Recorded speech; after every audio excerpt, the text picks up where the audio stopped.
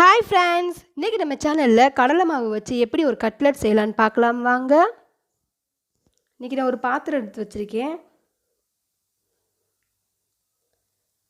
அந்த பாத்திரத்தில் தேவையான உப்பு போட்டுக்கலாம். நம்ம மாவுக்கு தேவையான உப்பு.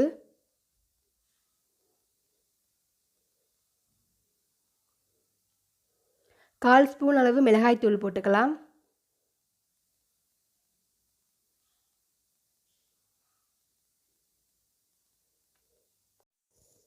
கால் ஸ்பூன் அளவு மல்லித்தூள் போட்டுக்கலாம்.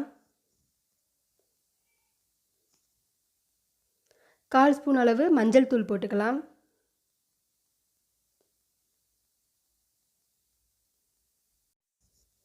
நூறு கிராம் அளவு கடலை மாவு எடுத்து வச்சுருக்கேன். இப்போ அதை போட்டுக்கலாம்.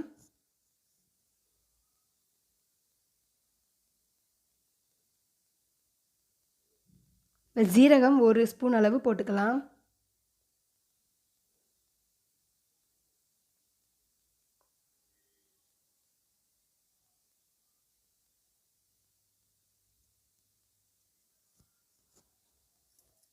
இப்போ நம்ம தண்ணி ஊற்றி கட்டி இல்லாமல் நல்லா வலுவலுன்னு கிண்டிக்கிறணும். நம்ம தோசை ஊற்றுற பதத்துக்கு கெட்டி இல்லாமல் நல்லா வலுவலுன்னு கிண்டிக்கோங்க. இந்த மாதிரி வரணும். இந்த மாதிரி நல்லா தண்ணியாக இருக்கணும்.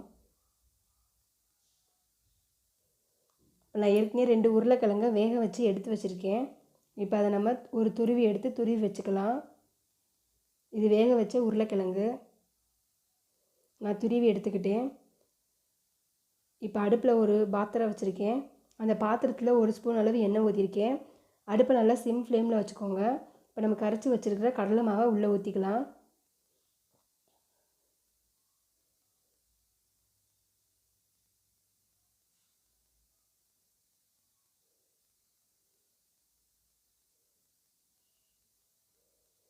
ஊற்றிட்டு கட்டி இல்லாமல் ஒரே மாதிரி கிண்டிக்கோங்க. நல்லா கெட்டியாக வந்துடும். இந்த மாதிரி கிண்டிக்கலாம். இப்போ அதை நான் ஒரு பாத்திரத்தில் ட்ரான்ஸ்ஃபர் பண்ணியிருக்கேன். இப்போ அந்த பாத்திரத்தில் நம்ம துருவி வச்சுருக்கிற உருளைக்கிழங்கு, கொத்தமல்லி தழை, கருவேப்பிலை போட்டுக்கலாம். இப்போ நான் கட் பண்ணி வச்சுருக்கேன் பெரிய வெங்காயம், அதையும் போட்டுக்கலாம்.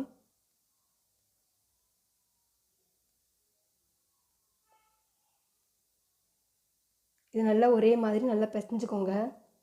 சாஃப்டாக அந்த மாதிரி கொலையாக பிசைஞ்சு எடுத்துக்கோங்க. ரொம்ப கெட்டியாக இருந்தால் கொஞ்சமாக தண்ணி ஊற்றிக்கோங்க. ரொம்ப தண்ணி ஊற்றிடாதீங்க, கொஞ்சமாக ஊற்றணும்.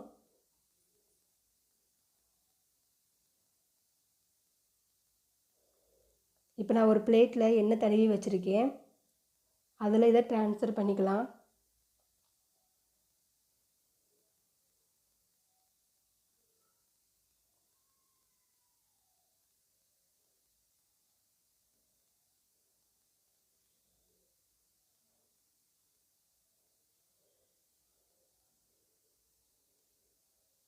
இந்த மாதிரி தட்டி வச்சுக்கோங்க.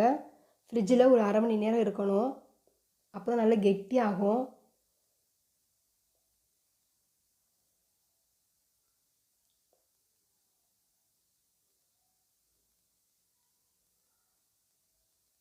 இப்போ நான் அரை மணி நேரம் ஃப்ரிட்ஜில் வச்சுட்டு வந்துட்டேன். இப்போ நம்ம கத்தி வச்சு அதை சின்ன சின்ன சதுரமான பீஸாக நம்ம போட்டுக்கலாம்.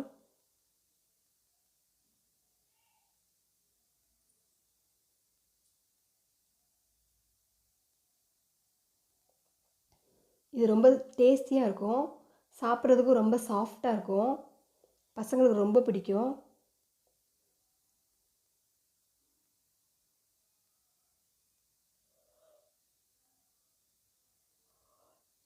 இந்த மாதிரி நான் போட்டுக்கிட்டேன். இப்போ ஒரு பீஸாக எடுத்து நம்ம தனியாக தட்டில் வச்சுக்கலாம்.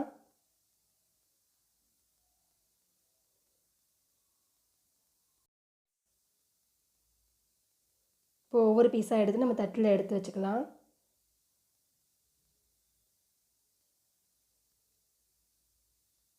நம்ம ஃப்ரிட்ஜில் வச்சிட்டோம்னா நல்லா கெட்டியாயிரும், இறுக்கமாக இருக்கும். இப்போ நான் தோசை சட்டியில் போட்டு எடுக்க போகிறேன்.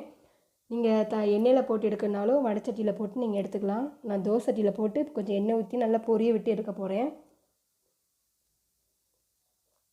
2 பக்கம் நல்லா ப்ரௌன் கலரில் ஆகிற மாதிரி நீங்கள் பொரித்து எடுத்துக்கோங்க. நம்ம உருளைக்கிழங்கு போட்டிருக்கிறதுனால நல்லா மொறுமொறுப்பாக இருக்கும். அதே மாதிரி கடலை மாவு போட்டிருக்கிறதுனால நல்லா பொன்னிறமாக சாஃப்டாகவும் இருக்கும். சாப்பிட்றதுக்கு ரொம்ப டேஸ்ட்டாக இருக்கும். ரொம்ப சிம்பிளாக பண்ணிடலாம் அந்த டிஷ். நான் பிரட்டி போடுறேன் பாருங்கள். நல்லா ப்ரௌன் கலரில் ஆயிடுச்சு பாருங்கள்.